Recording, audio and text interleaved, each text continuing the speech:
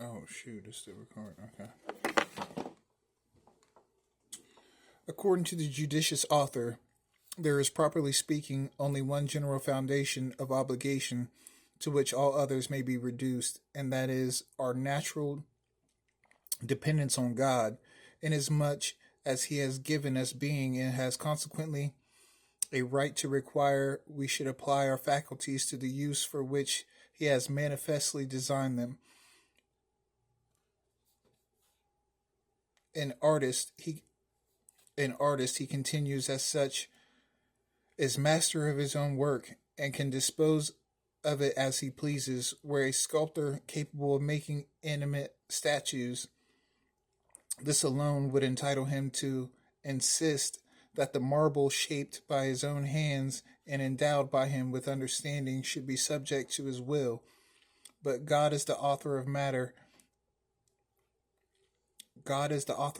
and form, of the parts of which our being is composed, and He has given them all the faculties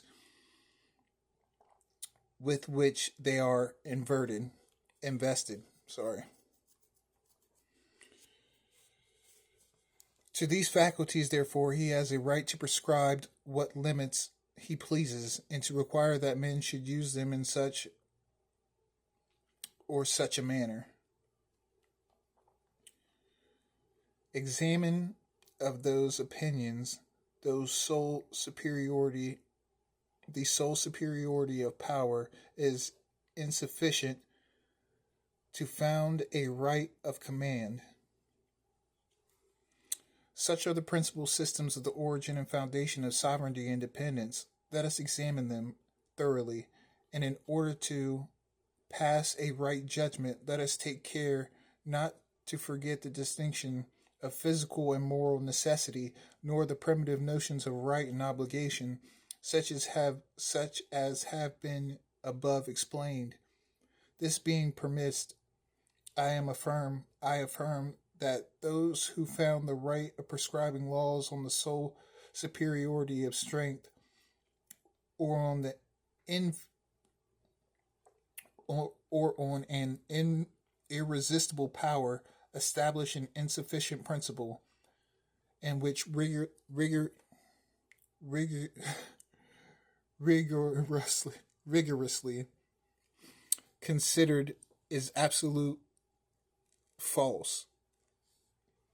Okay, let me read that again. This being established, I affirm that those who found the right of prescribing laws on the sole purpose of strength, or on irrefutable power, establish an insufficient principle, and which rigorously considered is an absolute false. In fact, it does not follow that because I am incapable to resist a person, he has therefore a right to command me. In fact, it does not follow that because I am incapable to resist a person, that he has the absolute right to command me.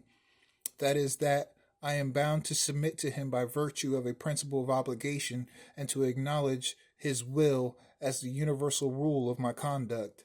Right being nothing else but that which reason approves.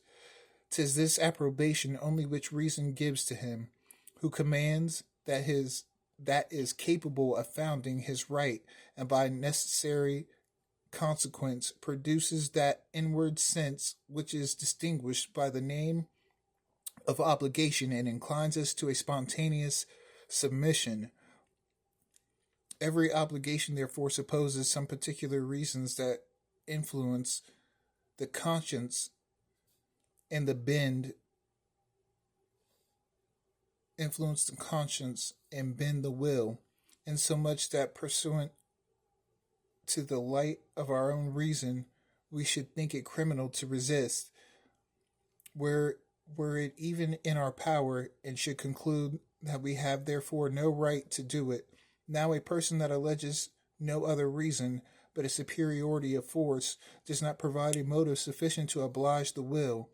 For instance, the power which may chance to reside in a malignant being, neither invests him with any right to command nor impose any obligation on us to obey, because this is evidently repugnant even to the very idea of right and obligation. On the contrary, the first counsel which reason gives us in regard to a malignant power is to resist, and if possible, to destroy him. Now, if we have a right to resist, this right is inconsistent with the obligation of obeying, which is evidently thereby excluded. True it is that if we clearly see that all our efforts will be useless and that our resistance must only subject us to greater evil, we should choose to submit with reluctance for a while rather than expose ourselves to the attacks and violence of the malignant power.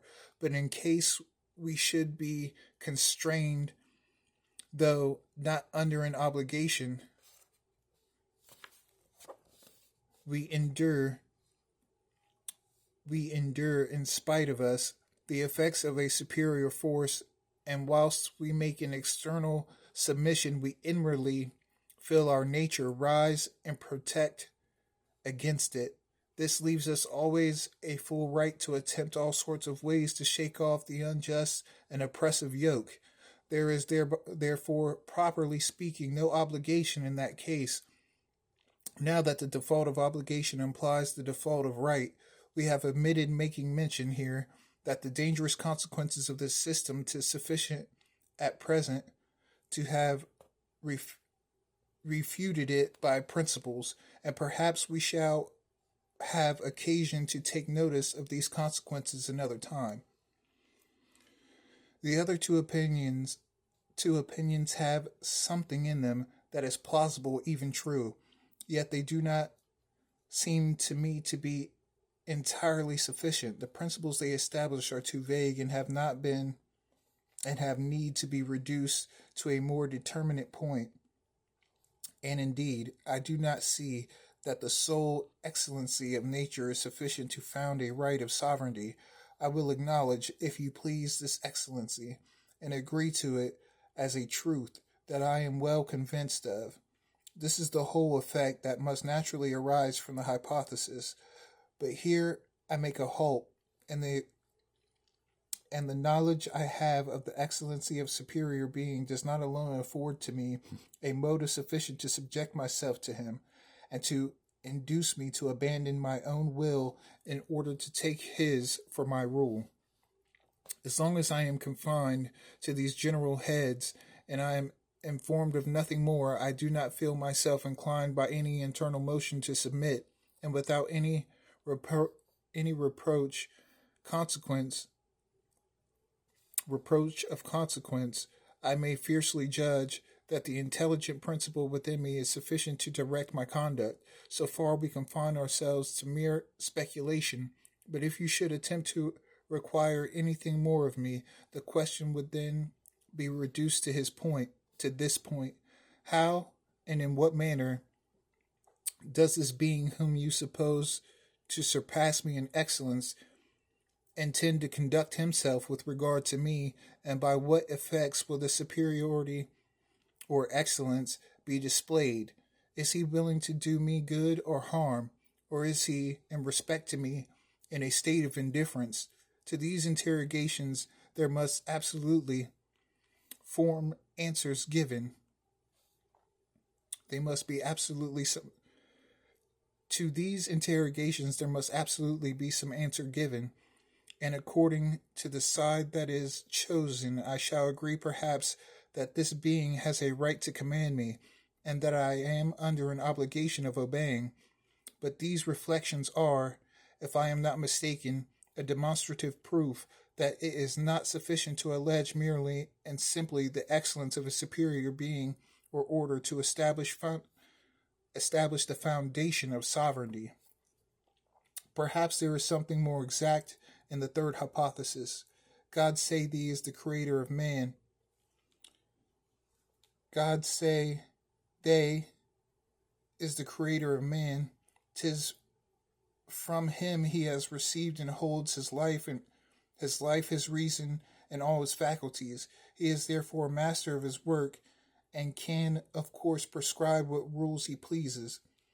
Hence, our dependence, hence, the absolute empire of God over us naturally arises, and this is the very origin of first foundation of all authority.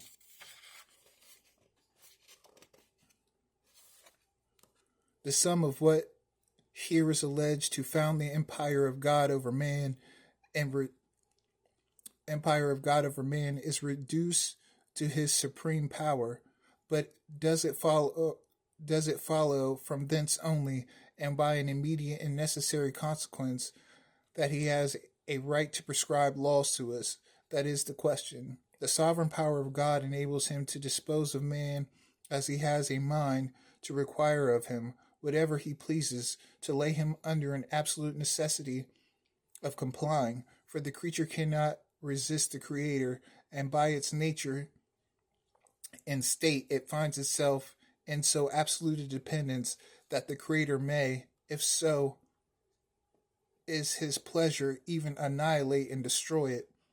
This we own this we own is certain, and yet it does not seem sufficient to establish the right of the Creator. There is something more than this requisite to form a moral quality of a simple power, and to convert it into right. In a word, 'tis necessary, as we have more than once observed, that the power be such as ought to be approved by reason, and to the end that man may submit to it willingly, and be that inward sense which produces obligation. Here I beg leave to make a supposition that will set the thing in a much clearer light. Had the Creator given existence to the creature only to render it unhappy, the relation of Creator and creature would still be would still subsist, and yet we could not possibly conceive in this supposition either right or obligation. The irresistible power of the Creator the irrefutable power of the Creator might indeed constrain the creature, but this constraint would never form a reasonable obligation, a moral tie, because an obligation of this nature always supposes the concurrence of the will and an approbation of an acquiescence on the part of man, from whence a voluntary submission arises. Now, this acquiescence could never be given to a being that would exert his supreme power over to oppress his creature and render it unhappy. The quality, therefore, creator is not alone of itself sufficient to establish the right of command and the obligation of obeying. But if to the idea of creator we join,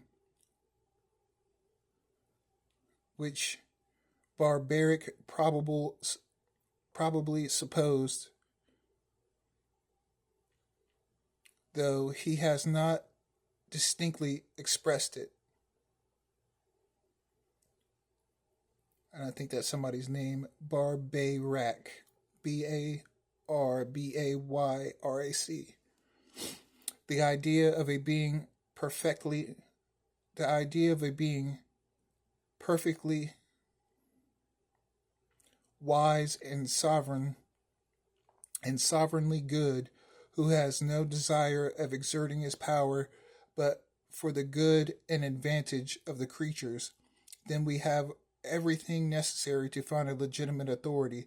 Let us only consult ourselves and suppose that we not only derive our existence, life, and all our faculties from a being infinitely superior to us in power, but moreover that we are perfectly convinced that this being, no less wise than powerful, had no other aim in creating us but to render us happy, and that with this view he is willing to subject us to laws. Certain it is that under these circumstances we could not avoid approving of such a power and the exercise thereof in respect to us. Now, this approbation is acknowledging the right of the superior, and consequently, the first counsel that reason gives us is to resign ourselves to the direction of such a matter, to subject ourselves to him, and to conform all our actions to what we know in relation to his will. And why so? Because it is evident to us from the very nature of things that this is the surest and shortest way to arrive at happiness. To arrive at happiness, the end to which all mankind aspire.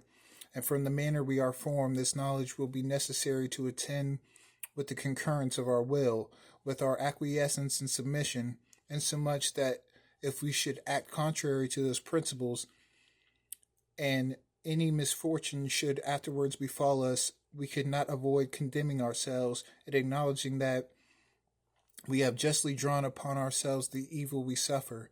Now, this is what constitutes the true character of obligation, properly so called.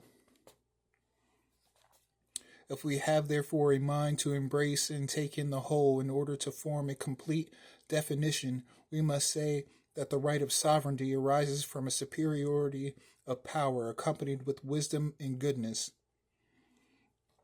I say in the first place a superiority of power because an equality of power, as we have observed in the very beginning, excludes all empire, all natural and necessary subordination, and besides sovereignty and command would become useless and of no manner of effect were they not supported by sufficient power. What would it avail a person to be a sovereign unless he were possessed of effectual methods to enforce his orders and make himself obeyed? But this is not yet sufficient. Wherefore I say, in the second place, that this power ought to be wise and benevolent. Wise, to know to choose the proper means to make us happy, and benevolent, to be generally inclinable to use those means that tend to promote our felicity. In order to be convinced of this, we will be sufficient to remark three cases, which are the only ones that can be here supposed. Either this is, with respect to us, an indifferent power, that is, willing to do us neither good nor harm, as no ways interfering himself in what concerns us, or he is a malignant power, or in, in sign, he is a favorable and benevolent power. In the first case, our question cannot take place how superior foreign a being is in regard to me, as long as he does not concern himself about me, but leaves me entirely to myself. I remain as a complete I remain in as complete a liberty in respect to him, as if he were not known to me, or as if he did not exist at all. Wherefore there is no authority on his side, no obligation on mine. But if we suppose a malignant power, reason, far from approving, rises up against him, as against an enemy, so much the more dangerous, as he is invested with great power. Man cannot acknowledge such a power as a right. On the contrary, he finds himself authorized to leave no measure untied to get rid of so formidable a master, in order to be sheltered from the evils which he might otherwise be unjustly afflicted. And therefore is, though that notion of Epicureans was most senseless and impious, in which they described the gods as enjoying their own happiness with the highest peace and tranquility, far removed from the troublesome care of human business, and neither smiling at the good nor frowning at the wicked deeds of men, yet they rightly enough inferred, rightly enough inferred, that upon this supposition all religion and all fear of divine powers was vain and useless. Puffendorf, Law of Nature and Nations, Book 1, Chapter 6, Subsection 11. See Cicero, Dinat, C.L.i.m B 1, Chapter 2. And I think that's Cicero, De Nations. I don't know what DEOR is. Lib 1, Chapter 2. That's where that quote was just from, that bottom piece. And therefore, though that notion of Epicureans was most senseless, that's that piece right there. Okay. But let us suppose a being equally wise and benevolent, equally wise and beneficent, man, instead of being able to refuse him his approbation, will feel himself inwardly and naturally inclined to submit and acquiesce entirely to the will of such a being who is possessed of all the qualities necessary to conduct him to his end. By this power, he is perfectly able to procure the good of those who are subject to him, and to remove whatever may possibly injure them. By his wisdom, he is thoroughly acquainted with the nature and constitution of those whom he imposes laws, and knows their faculties and strengths, and in what their real interests conflict. And in what their real interests consist. He cannot therefore be mistaken either in the design he proposes for their benefit, or in the means he employs in order to attain them.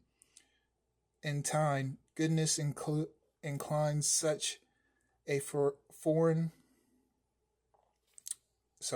inclines such a sovereign to be really willing to render his subjects happy, and to direct constantly to this end the operations of his wisdom and power. Thus the assemblage of these qualities, by uniting in the very highest degree all that is capable of deferring the approbation of reason, comprises whatsoever can determine man, and lay him under an internal as well as external obligation of submission and obedience. Here, therefore, lies the true foundation of right of sovereignty. In order to bind and subject free and rational creatures, there is no necessity, properly speaking, for more than an empire or authority, whose wisdom and sweetness would force the approbation of reason, independent of the motives of fear, with power which power excites. The book is in Old English, man. But as it easily happens from the manner that men are formed, that either through levity and neglect, or passion and malice, we are not so much struck as we ought with the wisdom of the legislator, and with the excellency of his laws, it was therefore proper there should be an efficacious motive, such as the apprehension of punishment, in order to have a stronger influence over the will, for which reason is necessary that the sovereign should be armed with power and force to be able to maintain his authority. Let us not separate, therefore, these different qualities, which form by their concurrence the right of the sovereign, as power alone unaccompanied with benevolence cannot constitute any right, so benevolence destitute of power and wisdom is likewise insufficient for this effect. For from this only that a person wishes another well, it does not follow that he is his master, neither are some particular acts of benevolence sufficient for that purpose. A benefit requires no more than gratitude and acknowledgement, for in order to testify our gratitude, it is not necessary we should subject ourselves to the power of our benefactor. But let us join these ideas and suppose that one and the same time a sovereign power on which everyone actually and really depends, a sovereign wisdom that directs the power, and a supreme goodness by which it is animated. What can we desire more to establish on the one side a most eminent authority, and on the other side the greatest subordination? We are compelled then, as it were, by our own reason, which will not so much as suffer us to deny that such a superior is invested with a true right to command, and that we are under a real obligation to obey. The notions of sovereignty, the notions of sovereign and sovereignty being once settled, 'tis easy to fix those of subjects and dependents. Subjects, therefore, are persons that are under an obligation of obeying, and as 'tis power, and as 'tis power, wisdom, and benevolence that constitute sovereignty, we must suppose, on the contrary, in subjects the weakness and wants from whence dependence arises. 'Tis therefore right in Puffendorf's remark that what renders man susceptible to an obligation produced by external principle is that he naturally depends on a superior, and that moreover, as a free and intelligent being, he is capable of knowing the rules that are given him, and of choosing to conform thereto his actions. But these are rather conditions.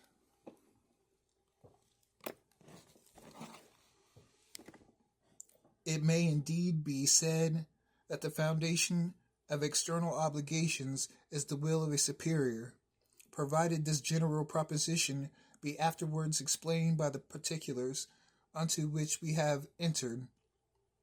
But when some add that force has nothing to do with the foundation of this obligation, and it only serves to enable the superior to exert his right, this notion does not appear to me to be just, and methinks that this abstract manner of considering the thing subverts the very foundation of the obligation here in question. There can be no external obligation without a superior, no superior without force, or, which is the same thing, without power. Force, therefore, or power is a necessary part of the foundation of obligation. See Duties of Man and Citizen, Book 1, Chapter 2, Subsection 4, and the Laws of Nature and Nations, Book 1, Chapter 6, Subsections 6 and 8. Okay.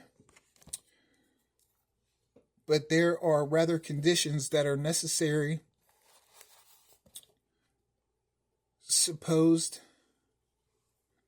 that are necessarily supposed and of themselves understood, that the exact and immediate cause of subjection. More important it is to observe that the power of obliging a rational creature is founded on the ability and will of making him happy. If he obeys, unhappy. If he disobeys. Okay, hold on just a second. More important it is to observe that as the power of obliging a rational creature is founded on the ability and will of making him happy. If he obeys, unhappy. If he disobeys. This supposes that the creature is capable of good and evil, sensible of pleasure and pain, and besides that, his state of happiness or misery may be either increased or diminished. Otherwise, He might be forced indeed by a superior power to act after a certain manner, but he could not be properly obliged.